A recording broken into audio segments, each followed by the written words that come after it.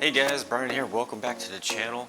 Today's gonna be a quick update video. It's been 9 months since we have set up the Cade, and I have to say, wow, look at it guys. It is going great. Although for at least, I want to say 3 months, we did have some ugly stages.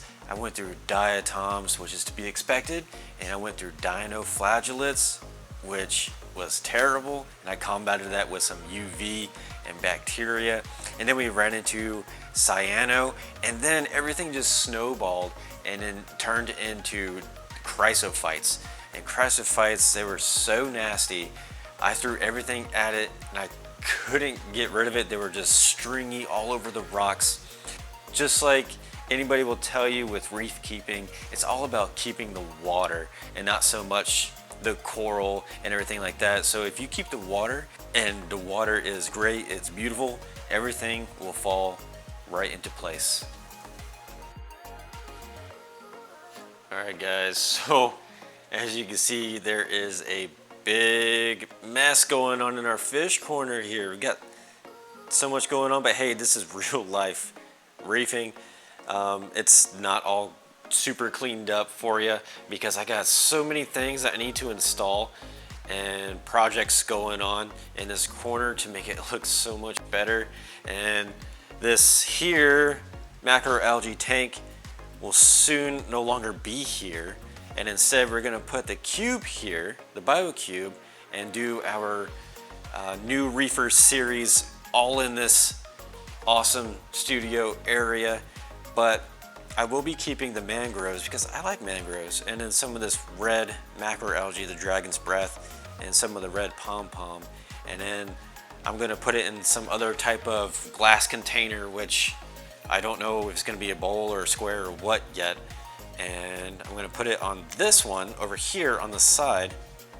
I don't think it'll look nice. We'll probably just keep the lamp the same, and I'll probably hang it off the wall or from the ceiling or something to where they can just get light, because as you can see here, these mangroves are just growing crazy. They're doing so good, but they're to the point where they're maxing out, and they're about to hit, or they are touching the lamp, and the lamp is already maxed out. So something needs to happen. We need to get another light source pointing down onto the mangroves once they're over here. Plus I kind of like them in this corner. It's kind of neat. And then, yep, the cube. You haven't seen too much of this because it really has gone downhill, so to speak, with algae and stuff. I just forgot about it. But the clowns are doing pretty good in here. I'm still keeping those guys alive, of course.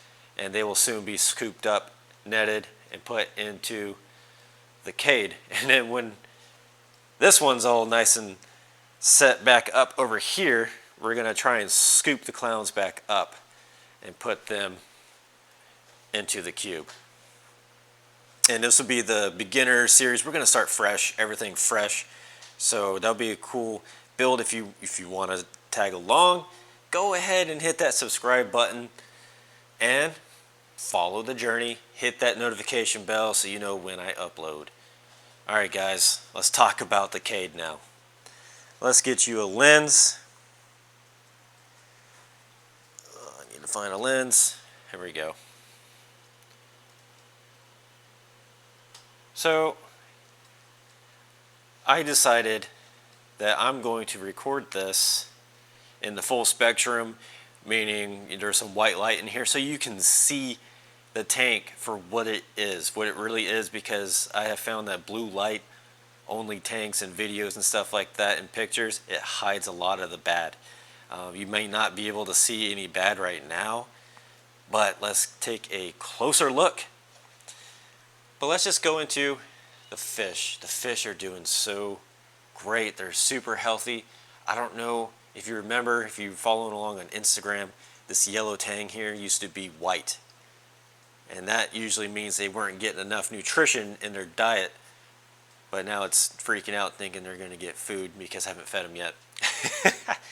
But yeah, tang is looking really beautiful, nice and yellow.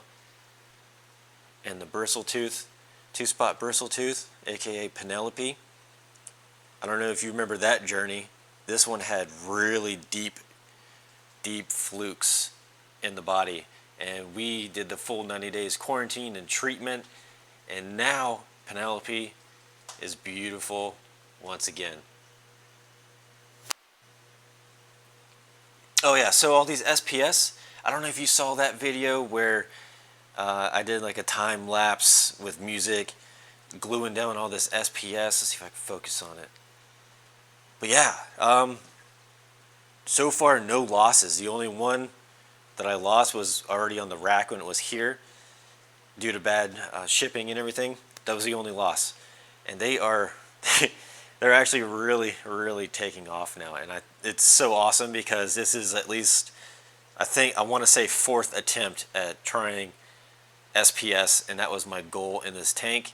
But also have some nice flowy corals down here because I think it looks nice. I just wanted to touch on this red dragon, guys. This red dragon is growing super fast, and it's one of my faster growers along with the Walt Disney Tenuous, which I'll show you here in a minute. But yeah, so in all blues, this coral looks so nice. It's super red, and it's actually developing some type of like yellow tone to it as well. I just want to note, I did start dosing a lot of phytoplankton live so that it would indeed cover up my rocks. Like so you can see a little bit of green going on. That way algae can't grow on it. And it seemed to help to keep the chrysophytes and all that stuff away. But I also beefed up the snail cleanup crew recently from Worldwide Corals. They have those sand sifting packages and algae eater packages. It's worth it because they are keeping things clean. So let's see some of the ugly. There is still a bit of cyano in this tank, but I mean it's not as bad as it was. So like it's starting to accumulate kind of like in that corner there. You can see it right there, the red. You can especially see it in the blues, it glows a bright red. But the normal, usual accumulation point would be like right here on the rock. You can see a little bit, but the snails are actually eating it, which is what I wanted them to do. So that's cool. It's usually accumulating right there, and then there's like a hole in a rock here, or I guess food just gets trapped, and then it'll just accumulate there. But there's a little bit in there, but it's not as bad. I've seen the snails going in there every once in a while eating it. But yeah, these SPS are doing really well in here, and it makes me super happy.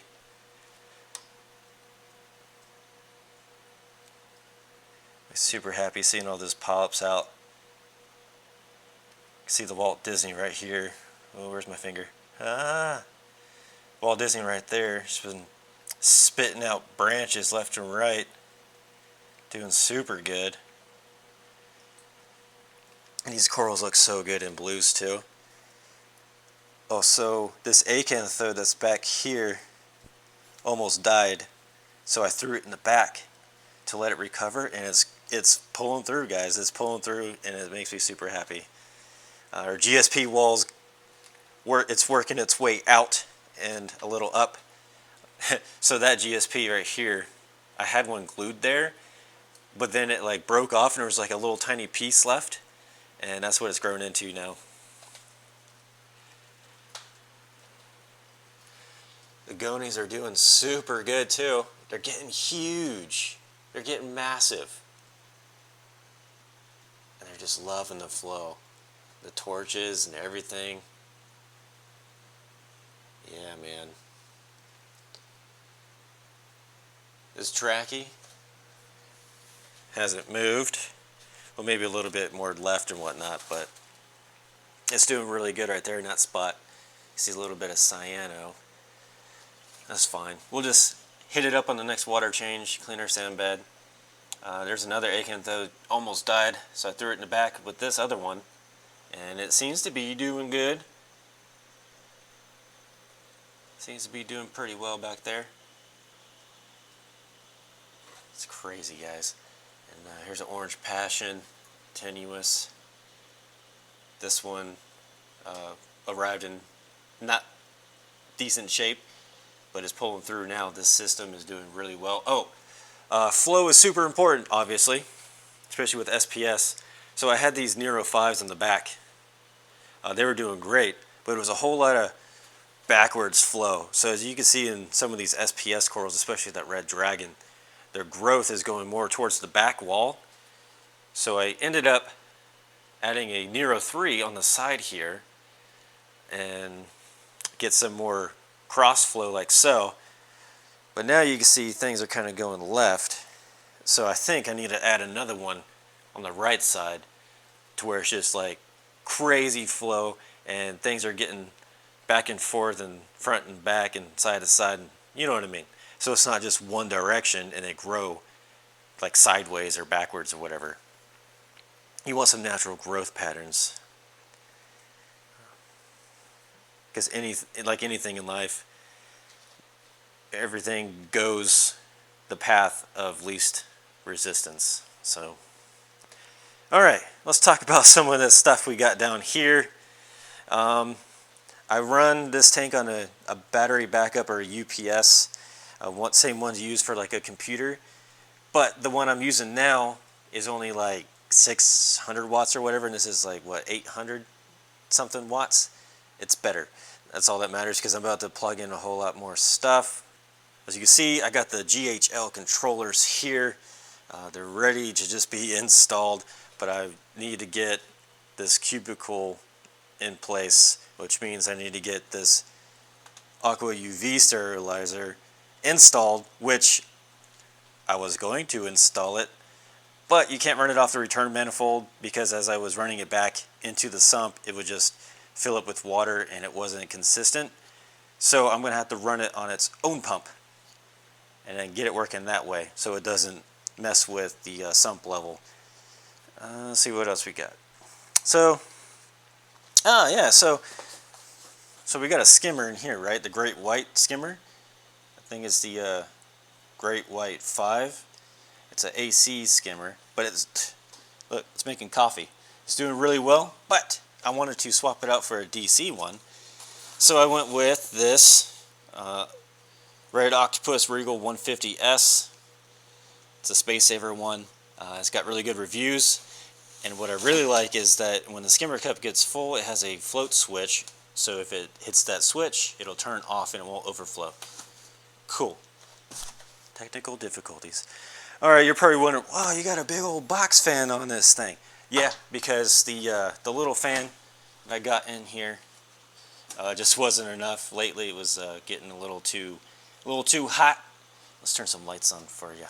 Let's get this fan out the way so you can see inside the sump, right?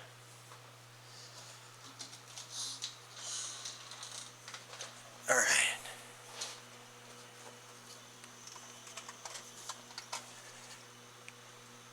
Here, take this off. Yeah, there we go. So yeah, we're running the Dalua Great White Skimmer 5. I kind of have it. You're not supposed to do this, but hey, it's working. It's on the BioBrick, which is on top of the Green Machine UV sterilizer, which will soon, this sump will get a full makeover. And we're going to get our new heater in, which is shorter, so I can actually fit it long ways, because right now the one I'm using has to go diagonal like this because it's so long. But it's the bulk resupply 300 watt. I'm going to hook it up to my inkbird controller. Oh, and haven't uploaded this video yet, but the Clearwater Scrubbers CW50, I got that installed. At first I had it on like some cutting board, which went over the whole sump, and it was a pain in the butt trying to do stuff to move that around. So I got some brackets from Home Depot, and now it looks like it's floating. And there's plenty of space to do stuff, which is cool. Yeah, I also installed this, a nice little clean install, basically with, you know, how you hook up your RODI water maker. I'll upload this video in case you want to install it like I did. It's really nice. It's clean looking. I like it. Let's see. So I never really did an update on the Klir drop-in 4. Never really made a video on it, but I've been using because I wanted to gather some data for you guys before I just like 1 month review type deal. So I had to do a lot of mods for my sump. So you might not have to do this, but I have this overflow hole. It's like a filter sock overflow hole type deal. I had to cover it up with some plexi or acrylic, and then I had to basically raise this whole filter roll by putting the extra, it comes with spacers and everything, not spacers, but like different attachments, so to speak, to fit your sump hole or your filter sock hole. So I have extras on there to raise it up higher because the sensor was sitting way too low and it just kept actuating to the point where it was like eating through rolls like every 3 days. And you know, that's not ideal, especially with the cost of these rolls. And then that still wasn't enough, so I had to kind of put it on like a platform type deal. I mean, I might have to raise the sensor up higher, take it out of this OEM slot and maybe just super glue it up higher, but not too, I don't know, I can't go too high because then it'll soak the roll. I don't know, but right now I got it to where I only have to change it like maybe every 2 weeks, but I also kind of feed on the heavier side, as you can kind of see there. Got some good old skim there. I like to skim dry, and that's after like maybe a week now. So yeah. Oh yeah, so for the longest time on this Cade tank, I was kind of scared to use the ATO that's built in because it's gravity fed. But you know, I've been using it now for at least like 2-3 months, and so far, knock on wood, right? Knock on wood, it hasn't malfunctioned and it's working as it should, which is really handy. You don't have to worry about electronics going bad. Although I've never had an issue with the Smart Micro ATO. I've been using it on the Cube for a very long time, since the Cube has been up. So it's like over 1.5 years now. So that's been going too bad. Well, guys, thank you so much if you made it this far for listening to me babble on about this tank. If you have any questions, hit them in the comments below, and I will answer them all. I always answer all the comments, all the questions. I always respond back, because you guys are what makes this channel a channel. Like, this is, you guys fuel me to do this. But any questions, you can just, like I said, in the comments below. You can hit me up on Instagram, Facebook, you name it, all them things, even them TikTokins, you know, I'm on there too. Check me out. Alright guys, well, thanks for stopping by. I appreciate you, appreciate each and every single one of you. And if you're a subscriber, thank you so much. And if you're new to the channel, think about sticking around, hitting that subscribe button. And remember guys, just reef.